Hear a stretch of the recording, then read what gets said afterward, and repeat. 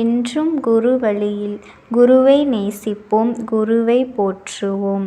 மிதுன ராசி 30 வருஷத்துக்கு பிறகு மிதுன ராசினியர்களுக்கு வரப்போகின்ற பிப்ரவரி 11 தைப்பூசத்துக்கு அப்புறமா பல முக்கியமான கிரகங்களோட இடமாற்றங்கள் ஏற்பட்டு மிதுன ராசி நேயர்களோட வாழ்க்கையவே புரட்டி போடக்கூடிய வகையில் பல சம்பவங்களானது இனி நடக்க போகுது. இந்த சம்பவங்களானது மிதுன ராசி நேயர்களுக்கு சாதகமான பலன்களை கொடுக்கக்கூடிய வகையில் அமைய போகுதா? முருகனோட அருளாசியால் கடந்த காலத்தில் இருந்து வந்த பிரச்சனைகளுக்கான தீர்வானது இனி வரப்போகின்ற நாட்களில் கிடைக்க போகிறதா? இல்லை புதிதாக சில பிரச்சனையானது உங்களோட வாழ்க்கையில் வரப்போகிறதா? அப்படிங்கிற குறித்த தகவலை தான் நம்ம முழுமையாக தெளிவாக தெரிஞ்சுக்க போகிறோம். பொதுவாகவே அடுத்து என்ன நடக்க போகுது அப்படின்னு தெரியாத ஒரு நிச்சயமற்ற வாழ்க்கையை நம்ம வாழ்ந்துகிட்ருக்கோம். அப்படின்னு சொன்னாலுமே ஜோதிட ரீதியாக பார்க்கும்போது நம்மோட வாழ்க்கையில் ஏற்படக்கூடிய அனைத்து இன்ப துன்பங்களுமே நம்மளோட ஜாதக கிரக நிலையில் பொறுத்து அமைவதாக சொல்கிறாங்க. அப்படிப்பட்ட கிரகங்களோட இடப்பெயர்ச்சி அப்புறம் சஞ்சாரத்தை வச்சு பார்க்கும்போது நம்மளோட வாழ்க்கையில் அடுத்தடுத்து நல்லது நடக்க போகுதா இல்லைனா ஏதாவது கெட்டது வரப்போகுதா அப்படிங்கிற விஷயத்தை நம்ம முன்கூட்டியே தெரிஞ்சுக்கொள்ளலாம். இதன் மூலமாகத்தான் நமக்கு ஏற்படக்கூடிய பிரச்சனைகளை எல்லாம் நம்ம தவிர்த்து கொள்வதோடு மட்டுமல்லாமல் அதிர்ஷ்டத்தையும் இன்னும் கொஞ்சம் அதிகமாக பெற்றுக்கொள்வதற்கு இந்த ஜோதிட கணிப்பு ரொம்ப உதவியாக இருக்குது அப்படின்னே சொல்லலாங்க. மேலும் இந்த தைப்பூச நாள் அன்னைக்கு மிதுன ராசி நேயர்கள் உங்களோட வீடுகளில் பார்த்தீங்கன்னா சரியாக 6 மணி அளவில் வெற்றிலையை வச்சு இப்படி மட்டும் தீபத்தை ஏற்றி வச்சு விடுங்க. இதன் மூலமாக நீங்கள் என்ன நினச்சாலுமே அது அப்படியே உங்களுக்கு நடத்தி தரக்கூடிய ஒரு அபூர்வமான சிறப்புமிக்க நாளாக தான் இந்த தைப்பூச நாளானது அமைஞ்சிருக்கு அப்படிங்கிறத மனசில் வச்சுக்கோங்க. மேலும் இந்த ஜோதிட ரீதியாக மிதுன ராசி நேயர்களுக்கு இனி இந்த தைப்பூசத்துக்கு அப்புறமா நேர காலமானது எப்படி அமைஞ்சிருக்கு அப்படிங்கிறத நம்ம தெரிஞ்சுக்கலாம். முருகனோட ஆசியால் தைப்பூசத்துக்கு பிறகு நீங்கள் மனசில் நினச்சது எதுவாக இருந்தாலும் நல்லபடியாக நடக்கும். அதுக்கு முன்னாடி நீங்கள் எப்பயுமே மனசில் நல்லது மட்டும்தான் நினைக்கணும். 11/2/2025 செவ்வாய்க்கிழமை அன்னைக்கு தைப்பூசமானது வந்திருக்குங்க. அதாவது முருக பெருமான வழிபாடு செய்வதற்குரிய வார வழிபாட்டு தினமாக செவ்வாய்க்கிழமை அன்னைக்கு அவரை வழிபாடு செய்வதற்குரிய அற்புதமான தைப்பூச நாளும் சேர்ந்து வந்திருக்குங்க. இப்படி ஒரே நாளில் 2 விதமான சிறப்பம்சங்கள் சேர்ந்து 30 வருஷத்துக்கு அப்புறமா மிக அபூர்வமான தைப்பூசமாக அமைஞ்சிருக்குங்க. இதுக்கப்புறமா தான் ஜோதிட ரீதியாக பல முக்கியமான கிரகங்களோட பெயர்ச்சிகளும் அடுத்தடுத்து ஏற்பட போகுது. சூரிய பெயர்ச்சி, சனி பெயர்ச்சி, சுக்கிர பெயர்ச்சி அப்படின்னு அடுத்தடுத்து ஏற்பட போகுது. இதையெல்லாம் வச்சு தான் பார்த்திங்கன்னா மிதுன ராசி நேயர்களோட வாழ்க்கையில் தைப்பூசத்துக்கு அப்புறமா நிச்சயமாக ஜோதிட ரீதியாக இதெல்லாம் நடந்தே தீரும் அப்படின்னு கணிக்கப்பட்டிருக்கு. மிதுன ராசி நேயர்களே, கடந்த சில வாரங்களாகவே உங்களுக்கு கிரக நிலைகளானது சாதகமில்லாமல் இருந்ததுனால சில தடைகள், மனக்குழப்பங்கள், குடும்பத்தில் பிரச்சனை போன்ற நிலையானது இருந்திருக்கலாங்க. இனி வரப்போகின்ற இந்த நாட்களில் அடுத்தடுத்து வரக்கூடிய கிரகங்களோட பெயர்ச்சியானது, அதாவது சரியாக சொல்லணுன்னா உங்களுக்கு இந்த தைப்பூசத்துக்கு பிறகு நடக்கக்கூடிய சில கிரகங்களோட பெயர்ச்சியானது ஓரளவுக்கு சாதகமான பலன்களை உங்களுக்கு கொடுக்கக்கூடிய வகையில் அமைஞ்சிருக்குங்க. அதாவது மிதுன ராசி நேயர்களுக்கு தொழில் ரீதியாக பார்க்கும்போது நல்ல ஒரு வளர்ச்சியை ஏற்படுத்தி தரக்கூடிய ஒரு சிறப்பான காலகட்டமாக இந்த தைப்பூசத்துக்கு பிறகு பார்த்திங்கன்னா நிலைமையானது சாதகமாக அமைஞ்சிருக்குங்க. ஆனாலுமே பார்த்திங்கன்னா சில விஷயங்களில் மிதுன ராசி நேயர்கள் கொஞ்சம் கவனமாகவும் இருக்க வேண்டியது ரொம்ப அவசியம் அப்படின்னே சொல்லலாம். மேலும் இந்த மிதுன ராசி நேயர்களுக்கு இந்த தைப்பூசத்துக்கு அப்புறமா பிப்ரவரி மாதம் மாதத்தில் கிரகங்களோட சேர்க்கை மற்றும் பெயர்ச்சியோட அடிப்படையில் தடைகள், சோதனைகள், குடும்பத்தில் மனத்தாங்கல்கள், அவமானப்படும் சூழல் எல்லாமே நீங்கி மகிழ்ச்சியும் நிம்மதியும் அதிகரிக்கக்கூடிய வகையில் சூழ்நிலைகளானது தைப்பூசத்துக்கு பிறகு அமைஞ்சிருக்குங்க. ரொம்ப சாதகமாக அமைஞ்சிருக்கு. உண்மையாலுமே முருகனோட ஆசியால் தைப்பூசத்துக்கு பிறகு கடந்த காலத்தில் ஏற்பட்டிருந்த பிரச்சனைகளுக்கான தீர்வு கிடைப்பதோடு மட்டுமல்லாமல் குடும்பத்தில் மகிழ்ச்சியும் அதிகமான சூழ்நிலையும் அமைதியான சூழ்நிலையும் ஏற்படக்கூடிய வகையில் அமைஞ்சிருக்குங்க.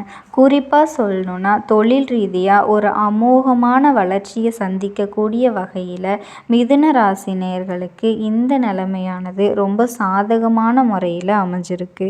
அது மட்டும் கிடையாதுங்க. குடும்பத்தில் கடந்த காலத்தில் கணவன் மனைவி உறவுக்கு இடையில் ஏற்பட்டிருந்த மனஸ்தாபங்கள், அதே போல் பார்த்திங்கன்னா மாமியார் மருமகளுக்கு இடையே ஏற்பட்டிருந்த சில பிரச்சனைகள் எல்லாமே நீங்கி ஓரளவுக்கு குடும்பத்தில் பார்த்திங்கன்னா சுமூகமான சூழ்நிலையானது உருவாகக்கூடிய வகையில் தான் இந்த நிலைமையானது அமைஞ்சிருக்குங்க. உங்களுக்கு உங்களோட வாழ்க்கையிலிருந்து உங்கள் வாழ்க்கையிலேயே இருந்து கொண்டு இருந்த தடைகள், தாமதங்கள் எல்லாமே விலக ஆரம்பிக்குதுங்க. வரவேண்டிய தொகையானது கைக்கு சாதகமாக வந்து சேரும். கடன் சுமை பிரச்சனைகள் எல்லாமே பார்த்திங்கன்னா குறைய ஆரம்பிக்குதுங்க. தொழில் வியாபாரத்தில் எதிர்பாராத அளவுக்கு வளர்ச்சி இருக்கக்கூடிய வகையில் நிலைமையானது ரொம்ப சாதகமான முறையிலேயே அமைஞ்சிருக்கு. உத்தியோகத்தில் நல்ல ஒரு முன்னேற்றகரமான சூழ்நிலையானது ஏற்பட போகுது. பாக பிரிவினையானது நல்ல விதமாக முடிவுக்கு வரக்கூடிய வகையிலையும் சூழ்நிலையானது அமைஞ்சிருக்குங்க. ஏதாவது வழக்குகள் தொடர்ந்து இருந்தால் அதில் உங்களுக்கு சாதகமான தீர்ப்பு கிடச்சி அதன் மூலமாகவும் நிதி ரீதியான ஆதாயத்தை பெற்றுக்கொள்ளக்கூடிய வகையிலையும் உங்களுக்கு அமைஞ்சிருக்குங்க. ஆன்மீக பயணம் சென்று வருவீங்க. அதன் மூலமாக உங்களுக்கு மன ரீதியான ஆறுதல் கிடச்சிரும். மேலும் பார்த்திங்கன்னா செவ்வாய்க்கிழமை அன்னைக்கு இந்த முறை தைப்பூசம் வந்திருக்கிறதுனால மறக்காமல் சரியாக 6 மணி அளவில் உங்களோட வீட்டில் 6 வெற்றிலையை வச்சு வெற்றிலைக்கு மேலே 6 அகல் விளக்குகள் வச்சு நல்லெண்ணெய் ஊற்றி பஞ்சதிரியை போட்டு நீங்கள் ஓம் முருகா போற்றி அப்படிங்கிற இந்த திருமந்திரத்தை மட்டும் 6 முறை உச்சரித்து கொண்டு அந்த தீபத்தை நீங்கள் ஏற்றி வச்சிடுங்க. நிச்சயமாக இப்படி நீங்கள் ஏற்றி வச்சுட்டு எது கேட்டு நின்றாலுமே அந்த முருகப்பெருமான் உங்களுக்கு உடனடியாக கொடுத்துருவார். ஏன்னா முருகப்பெருமான் அக்னி கடவுள் அப்படின்னு சொல்லுவாங்க. அந்த வகையில் பார்த்திங்கன்னா அந்த தீயில் பார்த்திங்கன்னா முருகப்பெருமான் நேரடியாகவே தோன்றி நம்ம கேட்டது எதுவாக இருந்தாலும் அதை நமக்கு உடனடியாக நடத்தி கொடுப்பாரு. இப்படிப்பட்ட இந்த அற்புதமான நாளை மிஸ் பண்ணிடாதீங்க. மிதுன ராசி நேயர்கள் மறக்காமல் இந்த நாளை பயன்படுத்தி உங்களோட வாழ்க்கையில் எது நடக்கணும் அப்படின்னு ஆசைப்படுறீங்களோ அந்த விஷயத்தை நடத்தி கொள்ளுங்க. மிதுன ராசி நேயர்களுக்கு குருவோட வக்கிர நிவர்த்தி பயிற்சியும் ஏற்பட போகுது.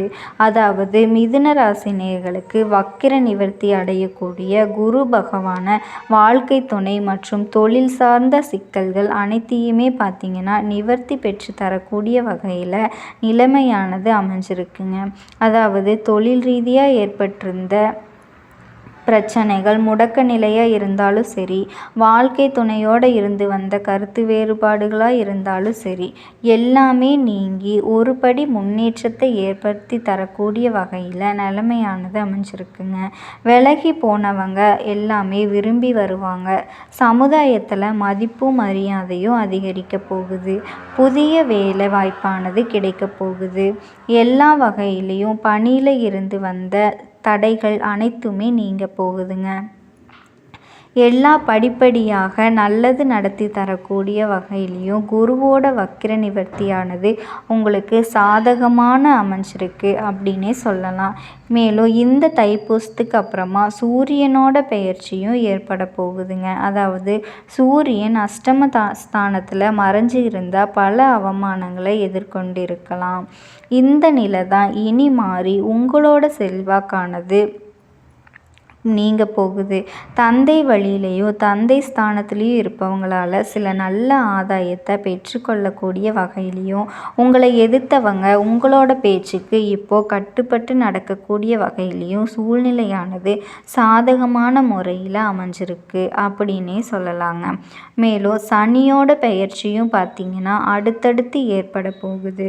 மிதுன ராசி நேயர்களுக்கு சனி பகவான் ஆட்சி பெற்று சஞ்சாரம் செய்வது, புதன் இணைவது, இது எல்லாமே உங்களோட முயற்சிகளுக்கு நல்ல பலன்களை அள்ளித்தரக்கூடிய வகையிலையும், வருமானத்தை அதிகரிக்கக்கூடிய வகையிலையும், நிறைவான வாழ்க்கையை கொடுக்கக்கூடிய வகையிலையும் அமைஞ்சிருக்குங்க.